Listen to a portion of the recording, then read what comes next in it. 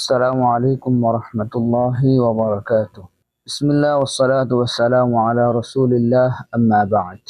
فأعوذ بالله من الشيطان الرجيم. بسم الله الرحمن الرحيم.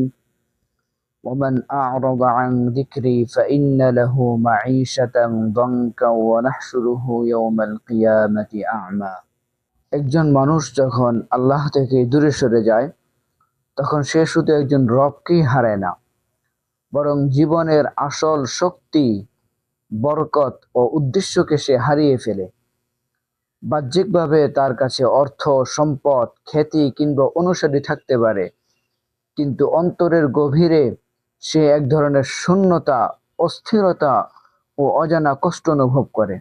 ফায়াইশু হায়াতাহু বিইজতিরাবিন ওয়া কালাক। সে অস্থিরতা ও দুশ্চিন্তায় ভরা জীবন যাপন করতে থাকে। আল্লাহ তাআলা কোরআনের মধ্যে বলেন, ওয়ামান আ'রাদা আন যিকরি ফাইন্না লাহু মাঈশাতান দানকা ওয়া নাহশুরুহু ইয়াওমাল কিয়ামাতি আ'মা।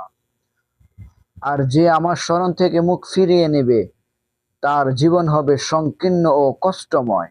ইমাম ইবনুল কাইয়্যিম রাহমাতুল্লাহি আলাইহি বলেন, মানুষ যখন আল্লাহ থেকে মুখ ফিরিয়ে নেয় এবং গুনাহের মধ্যে ডুবে যায় তখন তার বাস্তব জীবন পুরোপুরি নষ্ট হয়ে যায়।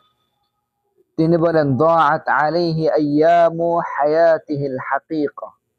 তার প্রকৃত জীবনের দিনগুলো আস্তে আস্তে নষ্ট হয়ে যায়। তিনি আরো বলেন, লা হায়াতা লিমান আ'রাদা আনিল্লাহ বাল হায়াতুল বাহাইম খায়রুম মিন হায়াতি।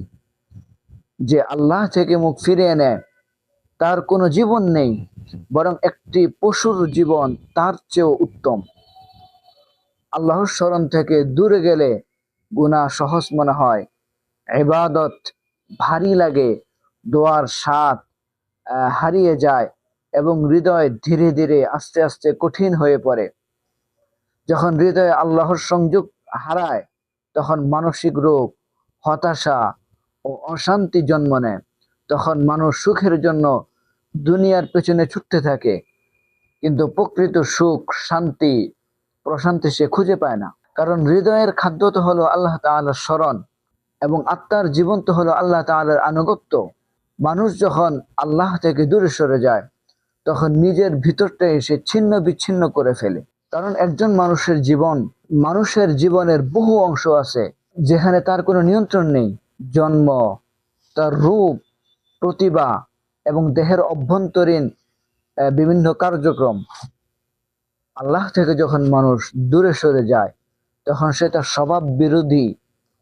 স্বভাবের বিরুদ্ধে সে চলতে থাকে। এ কারণে তার জীবনে নেমে আসে অস্থিরতা, হতাশা এবং উদ্বিগ্নতা। অনেক সময় জীবনের সবচেয়ে বড় শাস্তি শুধু দারিদ্রতা নয়, বরং এমন একটি হৃদয় যে হৃদয় আল্লাহকে ভুলে গেছে, কিন্তু সে নিজেও বুঝতে পারতেছে না যে সে কি হারিয়ে ফেলেছে। মানুষ আল্লাহকে ছেড়ে শান্তি খুঁজতে পারে, কিন্তু শান্তি কখনো আল্লাহকে ছেড়ে আসবে না।